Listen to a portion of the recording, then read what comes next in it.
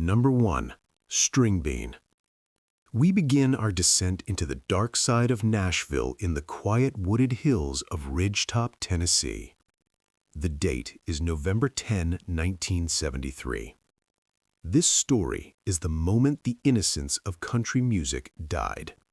David Stringbean Aikman was a beloved legend, a tall, lanky banjo player with a comedic scarecrow persona who made millions laugh on the hit TV show Hee Haw and the Grand Ole Opry. He was the definition of a gentle country soul. But Stringbean had a quirk that would cost him his life. He was a child of the Great Depression. He didn't trust banks. Rumors swirled to the backwoods that he kept thousands of dollars in cash stuffed inside his overalls or hidden in his chimney. These rumors reached the ears of two cousins, John and Marvin Brown, who decided to pay him a visit. On a cold Saturday night, after performing at the Opry, Stringbean and his wife Estelle drove home to their modest cabin. They didn't know that the devil was already inside, waiting in the dark. What followed was not a simple robbery. It was a cold-blooded execution that ended with the killers sitting down to eat the dead man's dinner while his body cooled on the porch. This is the horrific story of the Cabin Massacre, a crime so brutal it changed the way country stars lived forever. To understand the tragedy, you have to understand the target. Stringbean wasn't flashy. He drove a modest Cadillac, lived in a small house with no indoor toilet, and loved his simple life. But the local gossip painted him as a miser hoarding a fortune. The killers, 23-year-old John Brown and his cousin Marvin, broke into the cabin hours before Stringbean arrived. They tossed the house looking for the money but found nothing. Frustrated and armed, they decided to wait. They turned off the lights and sat in the shadows. When Stringbean walked through the front door, he saw the intruders. He reportedly tried to pull his own pistol to protect his home, but he never had a chance. The cousins shot him point blank in the chest. He fell dead instantly. But the horror was just beginning. His wife, Estelle, was still outside in the car. Hearing the shots, she tried to run. The killers chased her down across the lawn. As she fell to her knees begging for her life, they executed her with a shot to the back of the head. I want to ask you a question about rural myths. Stringbean died because of a rumor. He didn't actually have a fortune hidden in the house. Do you think small-town gossip is dangerous? How many lives have been ruined because someone whispered a lie that turned into a fact in the minds of desperate men? The most chilling detail of this crime is what happened after the shooting. After killing two beloved grandparents of country music, the cousins didn't flee immediately. They went back inside the cabin. They found a pan of fried chicken that Estelle had prepared earlier. They sat down, ate the chicken, and listened to the Grand Ole Opry on the radio, the very show Stringbean had just performed on. They raided the fridge. They watched TV. All while the bodies lay just yards away. I want to ask you a sickening question about psychopathy. Robbery is one thing, but eating the victim's dinner after executing them requires a different level of evil. Does this detail convince you that some people are born without a conscience? How can a human being eat a meal with the blood of an innocent woman on their hands? The bodies were found the next morning by their neighbor and fellow country legend, Grandpa Jones. He had come over to go hunting with Stringbean. Instead, he found his best friend dead on the porch. The image haunted Grandpa Jones for the rest of his life. I want to ask you about the death of trust. Before this murder, country stars lived openly. They didn't have gates or bodyguards. They were folks. After Stringbean, everyone bought guns and built fences. Do you think we can ever go back to a time where we trust our neighbors, or has violence permanently destroyed the idea of an open door? The killers were eventually caught because they bragged about the crime. They were sentenced to life in prison. But the tragic irony remains. The fortune they killed for didn't exist. They stole a chainsaw and a few guns. In 1996, 23 years later, Hidden behind a brick in the chimney, the new owners found $20,000 in rotted, chewed-up cash that the killers had missed. Finally, I want to ask you about the simple life. Stringbean refused to put his money in a bank because he feared losing it. That fear led to his death. Is there a lesson here about adapting to the modern world? Did his stubbornness to live like it was 1930 ultimately seal his fate in 1973? Stringbean made the world laugh with his banjo, but he left the world crying in a pool of blood on his own doorstep. If this terrifying story of the Cabin Massacre and the fried chicken dinner left you cold, please hit the like button. Share this video to remember the legend of Stringbean. And make sure you are subscribed for Part 2, where we will travel to Texas to uncover the injustice of Blaze Foley. This is the story of the outlaw country genius who was shot in the chest by a man he was trying to protect, a killer who claimed self-defense and walked free, leaving a hole in the heart of Texas music. This is the story of the duct tape messiah. Number 2. Blaze Foley. We leave the hills of Tennessee and hitchhike down to the gritty, neon-lit dive bars of Austin, Texas. The date is February 1st, 1989.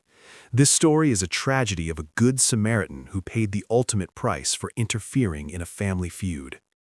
Blaze Foley was not a household name like Stringbean, but among songwriters, he was a mythical giant. He was the duct tape messiah, a homeless, hulking genius who slept on friends' couches, taped the tips of his boots together, and wrote songs so heartbreaking that Merle Haggard covered them. He was a gentle giant who despised bullies, and that hatred for bullies is what killed him. Blaze had befriended an elderly man named Concho January. He believed Concho was being abused and exploited by his own son, Cary January. Blaze made it his mission to protect the old man. He confronted the son. He told him to back off, but on a cold February morning, the son didn't back off. He picked up a rifle. When Blaze walked into the house to check on his friend, Cary January shot him in the chest. The bullet pierced his aorta. The man who wrote "If I Could Only Fly" bled out on a floor in South Austin, proving that sometimes trying to be a hero gets you nothing but a grave. To understand the injustice, you have to look at the courtroom. This wasn't a whodunit. Everyone knew Cary January pulled the trigger, but the legal system in Texas is complicated. Cary claimed self-defense. He told the jury that Blaze, who was a large, intimidating man when he was drunk, was coming at him with an axe handle. Witnesses disputed this. They said Blaze was unarmed and was simply walking in the door, but the defense painted Blaze as a violent drifter and Cary as a scared son protecting his home. The strategy worked. The jury acquitted Cary January. He walked out of that courtroom a free man, while Blaze Foley went into the ground. I want to ask you a difficult question about intervention. Blaze Foley died because he inserted himself into someone else's family drama. He thought he was doing the right thing.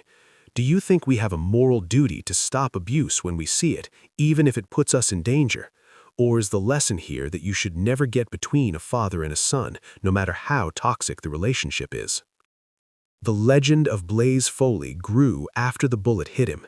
As he lay dying in the hospital, unconfirmed legends say his last words were a joke about his famous duct tape suit, or that he simply looked at the doctors with the sad eyes of a man who knew his song was over.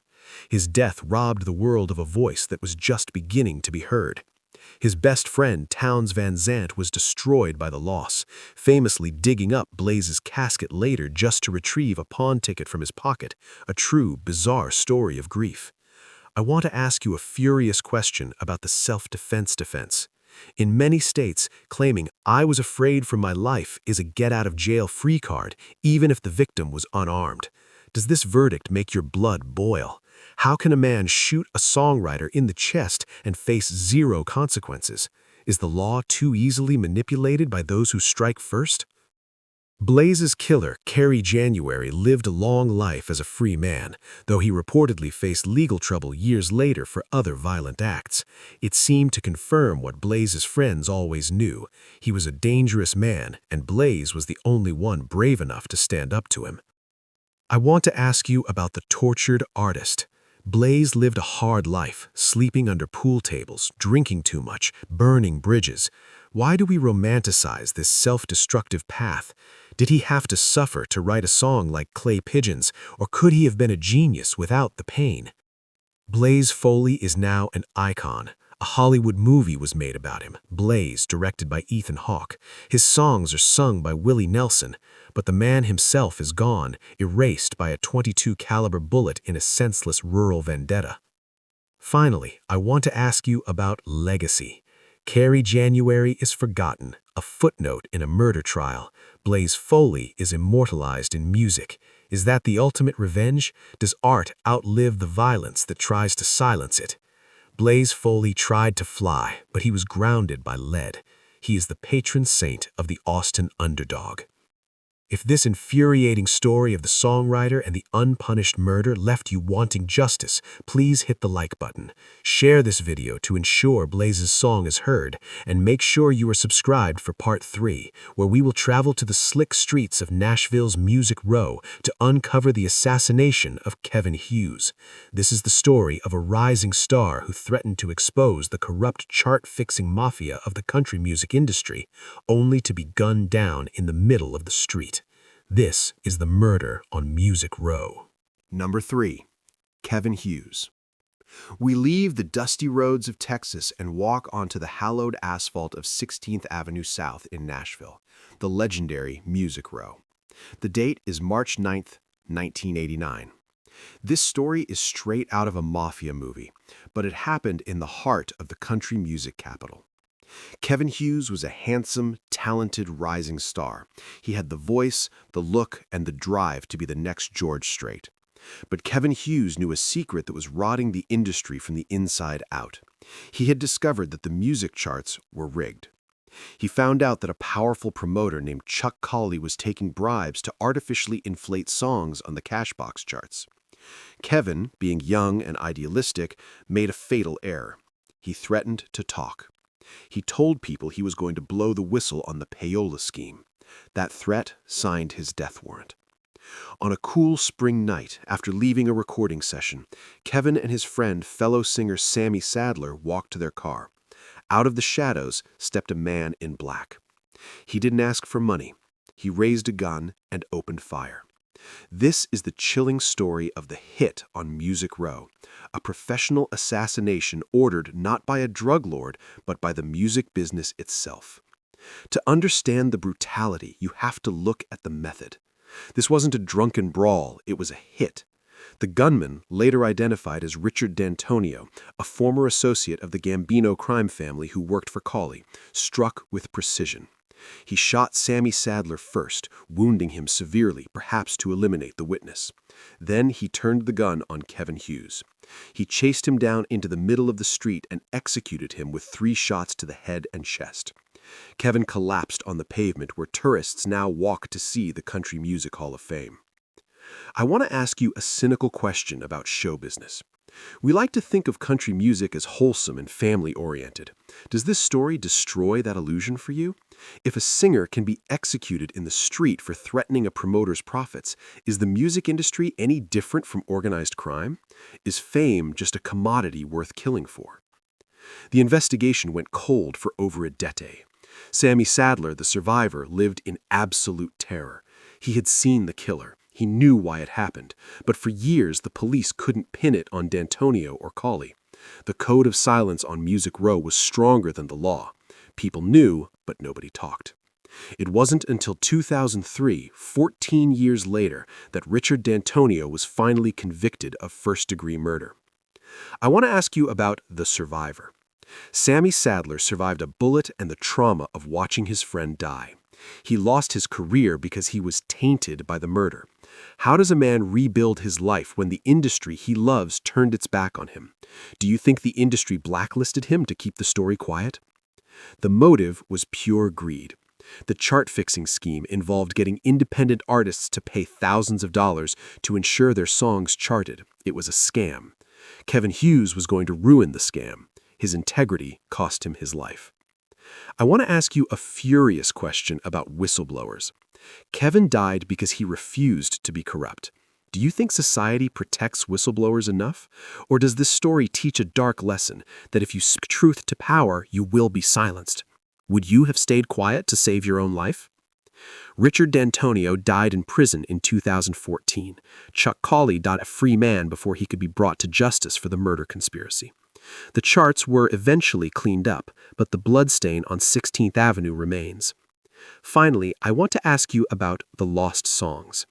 Kevin Hughes was 25 years old. He was on the verge of stardom. Does it haunt you to think about the music we never got to hear? How many #1 hits died on the pavement with him that night? Kevin Hughes wanted to top the charts, but he ended up in the obituaries. He is the marker of Music Row. If this mafia-style execution in the home of country music left you shocked, please hit the like button. Share this video to ensure Kevin's name is remembered for his bravery. And make sure you are subscribed for Part 4, where we will stay in Nashville but move to a smoky dive bar to uncover the senseless killing of Wayne Mills. This is the story of the outlaw country star who got into an argument over a cigarette with a bar owner, an argument that ended with an execution-style shot to the back of the head. This is the story of the barroom betrayal. Number 4. Wayne Mills. We stay in the neon glow of Nashville, but we leave the corporate offices of Music Row and step into the smoky, whiskey-soaked reality of a dive bar called the Pit and Barrel. The date is November 23, 2013. This story is a modern tragedy of the outlaw lifestyle gone wrong, a senseless killing over something as trivial as a cigarette. Wayne Mills was a 44-year-old fixture of the outlaw country scene. He stood 6'3", a gentle giant who toured with stars like Jamie Johnson and Blake Shelton. He was the real deal, a man who sang about hard living and loved his family. On this fateful night, Wayne was drinking at the Pit and Barrel. The bar was closed to the public, and a private party was winding down. Wayne lit up a cigarette. The bar owner, Chris Farrell, who was actually Wayne's friend, told him to put it out. Wayne refused. Words were exchanged. Egos flared. What should have been a drunken argument between buddies turned into a bloodbath. Farrell cleared the room, locking the door with just himself and Wayne inside. Moments later, a single gunshot rang out. When police arrived, Wayne Mills lay dead on the floor with a .44 Magnum bullet wound to the back of the head. This is the infuriating story of the barroom execution, where a petty dispute over smoke ended in a funeral. To understand the horror, you have to look at the betrayal. Chris Farrell claimed self-defense. He tried to use Tennessee's Stand Your Ground law. He told police that Wayne, being a large man, had threatened to kill him and broke a beer glass. Farrell claimed he shot Wayne as he was lunging at him. It was a classic he said, she said scenario, except the he was dead. But the forensics told a different story. The autopsy revealed that Wayne was not lunging forward. He was shot in the back of the head. He was likely turning to leave or trying to escape when Farrell pulled the trigger. I want to ask you a question about ego. 2 friends, a cigarette, and a gun. That is the recipe for this disaster. Do you think alcohol and firearms are a cursed combination that inevitably leads to death? Why do men let small arguments escalate to the point of no return? Is the tough guy image of country music partly to blame? The trial was emotional. Jamie Johnson, a country superstar, testified about Wayne's character. The jury didn't buy the self-defense story entirely, but they also didn't convict Farrell of first-degree murder. They found him guilty of second-degree murder. He was sentenced to 20 years. To Wayne's family, it felt like a light sentence for an execution.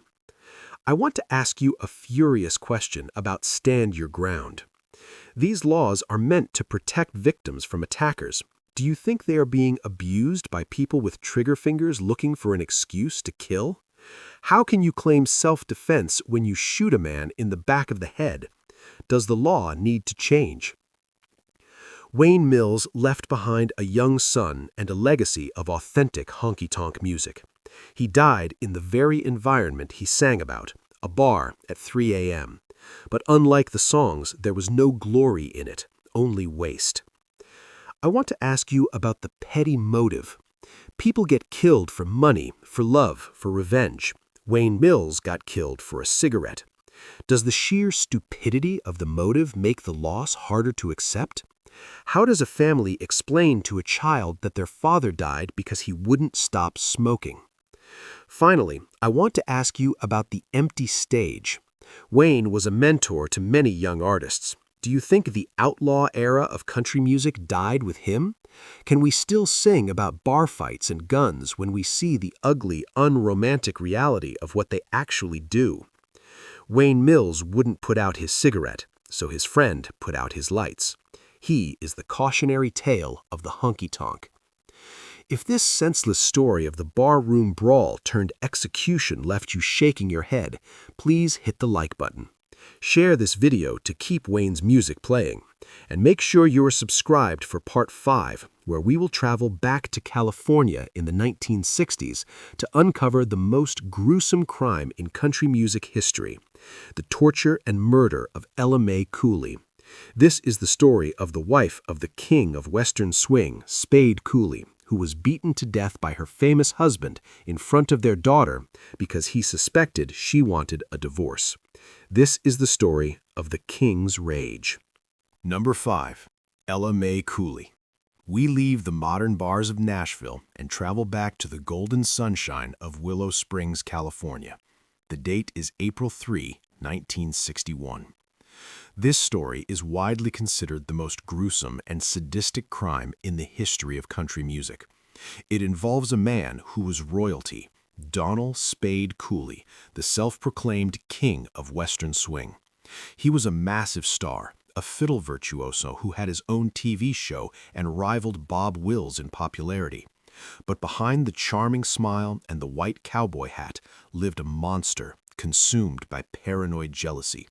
Spade Cooley believed his wife, Ella Mae, a former singer in his band, was having an affair. Rumors famously pointed to cowboy star Roy Rogers, though never proven. When Ella Mae finally asked for a divorce, Spade didn't just get angry, he snapped. In their ranch home, in front of their 14-year-old daughter Melody, Spade Cooley tortured his wife for hours. He didn't just beat her, he extinguished burning cigarettes on her skin, stomped on her stomach, and slammed her head against the floor until she was dead. This is the horrifying story of the King's Rage, a domestic nightmare that proved the man singing the love songs was actually the devil in disguise. To understand the horror, you have to look at the witness. Their teenage daughter, Melody, was forced to watch the entire ordeal. Spade reportedly told her, "You're going to watch me kill your mother." Melody was paralyzed by fear, threatened by her own father that if she moved, she would be next. After the beating, Spade called an ambulance and coldly lied, claiming Ella Mae had fallen in the shower. But when paramedics arrived, the bruises, burns, and the blood on the floor told a story that no lie could cover. I want to ask you a sickening question about the witness. Melody Cooley had to live the rest of her life with the image of her father murdering her mother.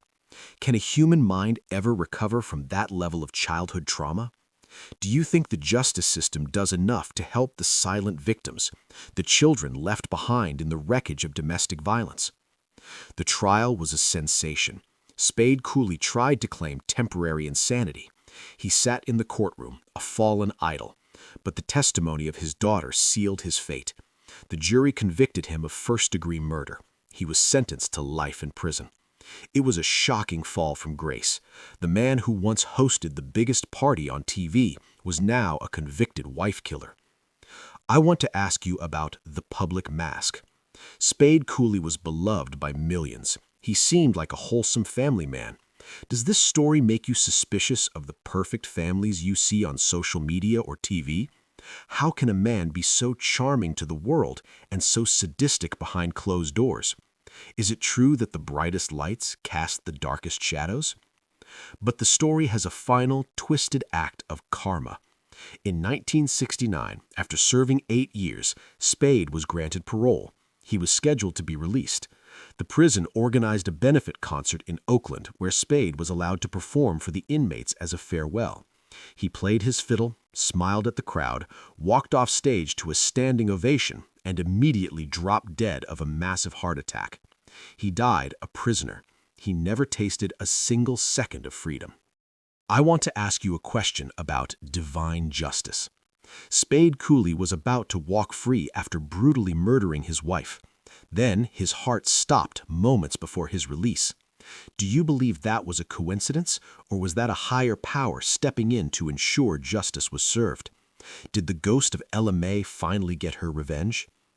Ella Mae Cooley was a talented musician who gave up her career for a husband who treated her like property. She suffered a death that belongs in a horror movie, not a country ballad.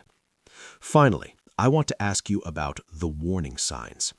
Friends knew Spade was jealous. They knew he was controlling, but no one intervened until it was too late. Does this remind us that domestic violence thrives in silence? If this happened today, would we be any better at stopping it, or would we still look away? Spade Cooley was the king of Western swing, but he died the king of cruelty.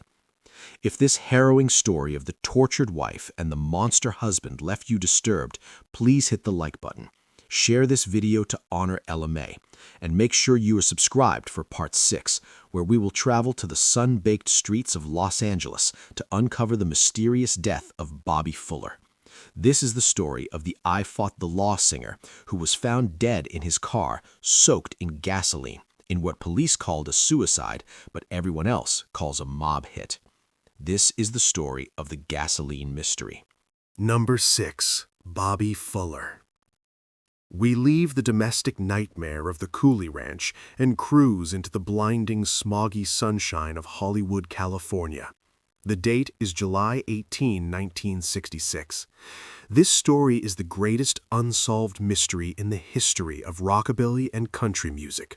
Bobby Fuller was the handsome, charismatic leader of the Bobby Fuller Four. He had just scored a massive international hit with the anthem I Fought the Law. He was 23 years old, the next Buddy Holly, and he had the world at his feet. But on a sweltering July afternoon, his mother came out to her driveway to find the family's Oldsmobile parked there. Inside, she found her son. Bobby was dead. But he wasn't just dead. He was in a condition that baffled the mind. His body was soaked, drenched in gasoline. The fumes were overpowering, but there was no match, no fire, and no gas can found in the car. The police, in a display of staggering incompetence or corruption, ruled it a suicide. They claimed he drank gasoline and poured it on himself. But everyone who knew the streets of L.A. knew the truth. Bobby Fuller didn't kill himself. He was erased. This is the baffling story of the gasoline mystery, a death that smells of a mob hit and a police cover-up. To understand the absurdity of the suicide ruling, you have to look at the crime scene. Bobby was in advanced rigor mortis, suggesting he had been dead for hours before being placed in the car. His body was covered in bruises. One of his fingers was broken. And then there is the gasoline. I want to ask you, who chooses to kill themselves by pouring gasoline on their skin but never lighting a match? It sends a message. In the underworld, dousing someone in gas is often a warning or a sign of disrespect, a threat to burn someone that was interrupted. I want to ask you a cynical question about the fix. The Los Angeles police in the 1960s were notoriously corrupt. They didn't even dust the car for fingerprints. They threw away the gas-soaked clothes. Do you think they were lazy, or were they paid to look the other way? Does the quick suicide ruling prove that someone powerful wanted this case closed immediately? The theories regarding his death are dark. Some say Bobby wanted to break his contract with his record label, which had ties to the mob. Others say he was dating a mobster's girlfriend. The most chilling theory is that he was kidnapped, beaten, and doused in gas to be set on fire, but the killers got spooked and left the body in front of his house as a final gruesome message to his family. I want to ask you about the price of fame. Bobby Fuller was a boy from Texas who came to L.A. to be a star. He found success, but he also found the sharks. Is the music industry inherently dangerous for young, naive artists? Do we underestimate how many accidental overdoses and suicides in Hollywood are actually murders? The irony of his hit song is heartbreaking. He sang, "I fought the law, and the law won." In reality, the law failed him completely. His death remains officially a suicide, but the medical examiner later admitted off the record that it was likely a murder. Finally, I want to ask you about unsolved mysteries. It has been nearly 60 years. Does it bother you that a killer or a group of killers walked free and lived their lives after doing this? Is there such a thing as a perfect crime?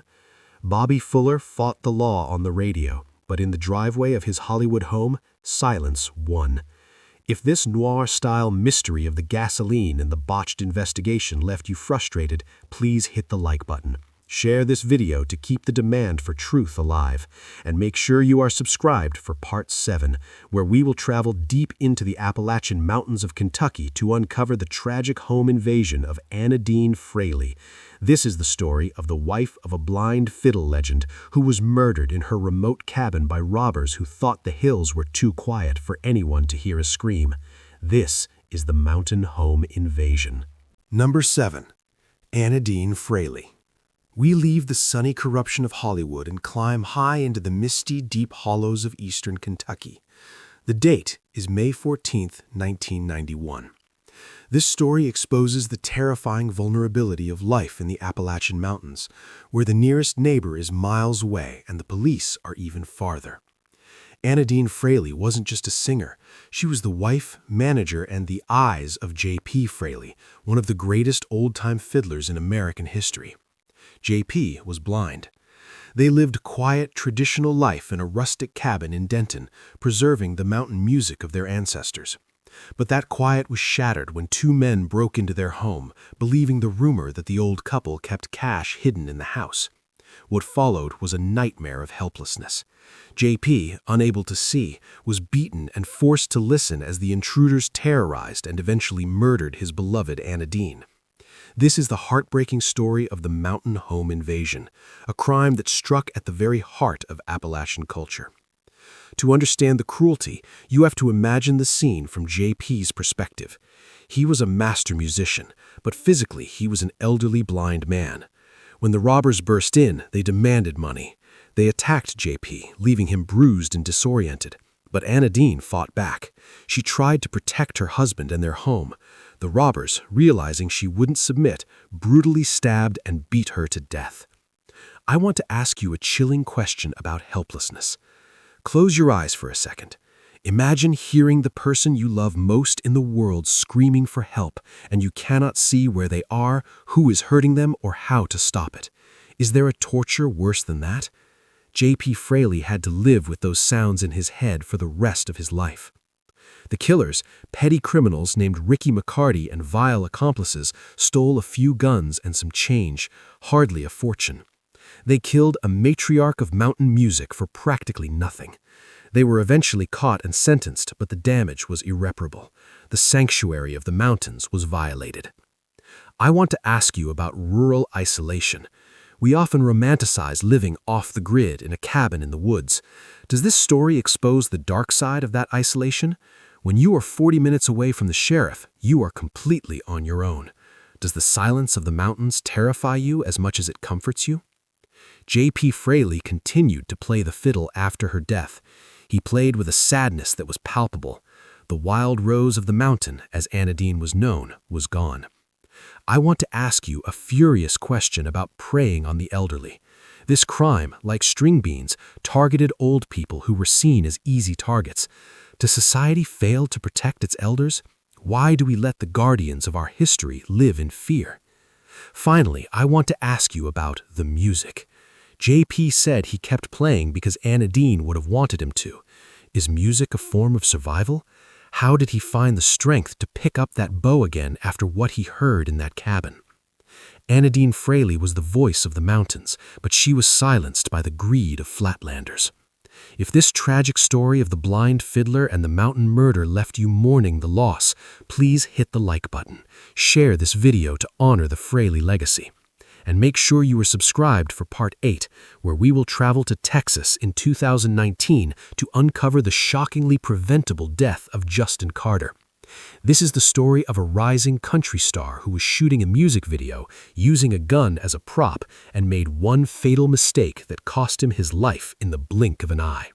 This is the music video accident. Number 8. Justin Carter. We leave the historic crimes of the past and confront a thoroughly modern tragedy in the suburbs of Houston, Texas. The date is March 16, 2019. This story is not about a vendetta or a hitman. It is about the terrifying casualness of lethal weapons in the modern music industry. Justin Carter was 35 years old and on the verge of a massive breakthrough. He had just signed a management deal with Triple Threat Management. He was being hailed as the next Garth Brooks, a singer with a deep, soulful voice and a humble heart. He was at his apartment getting ready to shoot a music video. To add some edge to the visual, he was using a handgun as a prop. Justin, perhaps caught up in the adrenaline of the moment or a lapse in judgment, decided to joke around. He reportedly pointed the gun at his own head, near his eye, possibly to pose or make a point that he thought the chamber was empty. It wasn't. The gun went off. In a fraction of a second, a rising star with the world at his feet was dead on his living room floor. This is the shocking story of the music video accident, a death that proves that in the world of guns, there is no such thing as a prop. To understand the horror, you have to look at the senselessness of it. Justin Carter was not a gangster, he was a country singer, but the culture of guns is deeply embedded in the genre. He likely believed he was safe, he had checked the gun, or he thought he had. I want to ask you a serious question about gun culture. We see guns in music videos constantly, rap, rock, and country. Have we become so desensitized to weapons that we treat them like fashion accessories? When a deadly weapon becomes just a prop for a camera, are we inviting this kind of disaster? The accident draws a chilling parallel to other on-set tragedies, like the Rust shooting or Brandon Lee, but this was self-inflicted. It was a moment of playfulness turned fatal. His mother, Cindy McClellan, later said, "He was a wonderful artist. He was the voice. He was the total package, and we're trying to keep his legend alive. But the legend is now forever tied to a mistake." I want to ask you about trigger discipline. Every gun owner is taught, treat every gun as if it is loaded, never point it at anything you don't intend to destroy. Does this story make you angry at the lack of basic safety, or is it just a heartbreaking reminder that human beings are prone to fatal errors? Justin Carter had just released a single called Love Affair. The lyrics were romantic. The video was supposed to be his big break. Instead, the news of his death went viral for all the wrong reasons. I want to ask you about the fragility of success. He had just signed the deal. He was days away from his tour. Does it scare you how quickly a dream can turn into a nightmare? One mechanical click ended everything he worked 35 years for. Finally, I want to ask you about the prop myth. Movies make guns look cool and safe. Do entertainers have a responsibility to stop glamorizing pointing guns at people or themselves? Would Justin be alive today if the music industry didn't demand that tough guy image? Justin Carter sang about love and life, but he died by the barrel of a gun he thought was empty. If this tragic, preventable story of the rising star and the loaded gun left you frustrated, please hit the like button. Share this video as a warning about gun safety, and make sure you are subscribed for Part 9, where we will travel to Alabama to uncover the sunrise murder-suicide that shaped the lives of two famous sisters. This is the story of Vernon and Franklin Moorer, the parents of country stars Allison Moorer and Shelby Lynn, whose violent end in the driveway created two of the saddest voices in music history. This is the Sunrise Murder. Number 9. The Moorer Family. We leave the accidental tragedy of Texas and travel to the humid, pine-covered backroads of rural Alabama. The date is August 12, 1986. This story is the defining tragedy of modern Americana music, a sunrise murder-suicide that orphaned two young girls who would grow up to become country music royalty. Their names are Shelby Lynn and Allison Moorer. But before the Grammys and the fame, they were just two terrified sisters hiding in a house near Frankville, listening to their parents die. Their father, Vernon Moorer, was a band leader and a songwriter, but he was also a violent, raging alcoholic who ruled his home with terror. Their mother, Franklin, had reached her breaking point and was planning to leave. On a foggy morning, as the sun was just coming up, Vernon confronted Franklin in the driveway. The argument ended with the blast of a shotgun. Vernon shot his wife dead and then turned the gun on himself. Inside the house, 17-year-old Shelby and 14-year-old Allison heard the shots that ended their childhood forever. This is the heartbreaking story of the Sunrise Murder, a domestic execution that proved the hardest songs to sing are the ones you live through. To understand the weight of this, you have to read Allison Moorer's memoir, Blood. For years, the sisters didn't talk about it. It was the dark secret of their success. Vernon Moorer wanted to be a star. He was talented, but his demons, drink and rage, destroyed him. He beat his wife. He terrorized his daughters. The murder was the final act of a long, slow tragedy. I want to ask you a deep question about generational trauma. Vernon Moorer destroyed his family, but he also gave his daughters their musical talent. How do you reconcile loving a parent who is a monster? Can you accept the gift of music from the same hands that held the gun? The image of that morning is haunting. The girls were inside. They heard the shots. They knew instantly what had happened. There was no mystery, only the finality of silence. They were left to raise themselves, carrying the baggage of being the orphans from the murder-suicide.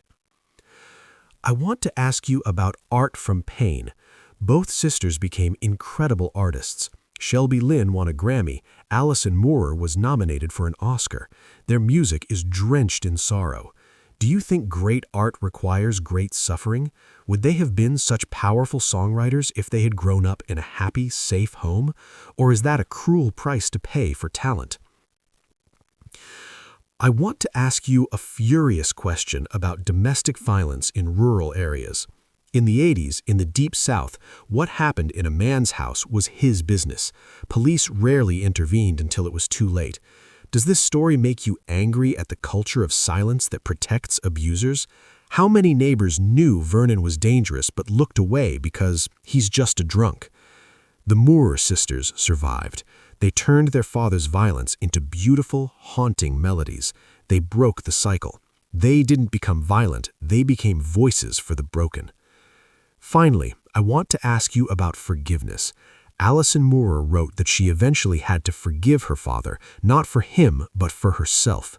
Could you forgive a man who killed your mother? Is forgiveness the only way to stop the bullet from traveling through generations? Vernon Moorer took 2 lives that morning, but he couldn't kill the music. His daughters made sure of that. If this emotional story of the sisters who rose from the ashes left you moved, please hit the like button. Share this video to honor their resilience. And make sure you are subscribed for the final chapter, Part 10, where we will travel to Nashville in 1994 to uncover the survival story of a giant. This is the story of Trace Adkins, the deep-voiced superstar who was shot point-blank in the chest by his ex-wife during an argument, and not only survived but refused to press charges. This is the story of the survivor. Number 10. Trace Adkins. We conclude our journey through the violence of country music with a story that defies the odds. We are in Spring Hill, Tennessee. The date is February 21, 1994. This story is not a murder, but a miracle. Trace Adkins is known today as the towering 6'6" baritone giant of country music, with hits like You're Gonna Miss This. But back in '94, he was just a roughneck oil rigger turned struggling singer with a volatile marriage. On a Monday afternoon, an argument erupted between Trace and his second wife, Julie Curtis. The fight was reportedly about his drinking, but it didn't end with slammed doors. It ended with Julie grabbing a .38 snub-nose revolver. When Trace, fearless and perhaps reckless, tried to disarm her or dared her to shoot, she pulled the trigger. The bullet tore through his chest, puncturing both lungs and the ventricles of his heart. By all medical logic, Trace Adkins should have died on his kitchen floor. Instead, he survived to become a superstar. This is the incredible story of the survivor, the man who proved you can take a bullet to the heart and still sing about it. To understand the miracle, you have to look at the damage. The doctors at Vanderbilt University Medical Center had to perform emergency open-heart surgery. Trace was essentially dead on the table. The bullet had passed through the most vital machinery of his body. He later joked in his autobiography, "The doctor said there was no way I should have lived, but it wasn't my time." I want to ask you a question about toxic passion. Trace and Julie had a stormy relationship. He admits he was no angel. Do you think intense passion often flips into intense violence?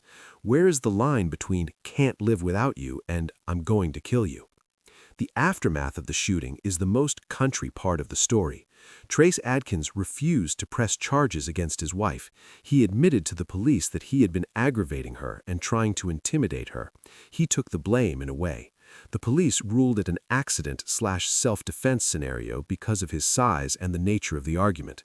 They divorced, but she didn't go to prison. I want to ask you a controversial question about the code. In the rural South, there is often an unwritten rule that family business stays in the family. Do you respect Trace for not sending his wife to jail, or do you think he was protecting a dangerous person? Was this an act of chivalry or stupidity? Trace's career exploded after the shooting. He signed his record deal shortly after recovering. He wore the scar on his chest like a badge of honor. It gave him an authenticity that other hat acts couldn't fake. He had literally looked death in the face. I want to ask you about the invincible man. Trace Adkins has survived being shot, severed a finger on an oil rig, pinned by a tractor, and a house fire. Do you believe some people are just too stubborn to die? Does surviving so much trauma give a singer more soul? Finally, I want to ask you about redemption. Trace quit drinking for a long time after that. He turned his life around. Does it sometimes take a near-death experience to wake us up? Did that bullet save his life by forcing him to change his path? Trace Adkins took a .38 to the heart and kept ticking.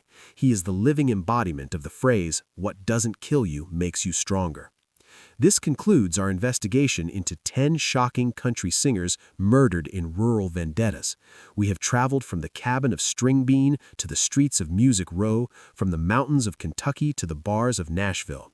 We have seen that behind the rhinestones and the guitars, there is a dark history of blood and betrayal. If this series opened your eyes to the true crime history of country music, please hit the like button. Share this video to keep these stories alive. And make sure you are subscribed and have the notification bell turned on. Since you guys loved this dark dive, our next series is going to be the one we promised earlier, 10 social media stars who died creating content. We will finally cover the rooftopper who fell 62 stories, the YouTuber killed by an encyclopedia, and the TikToker who live streamed her own crash. You do not want to miss it.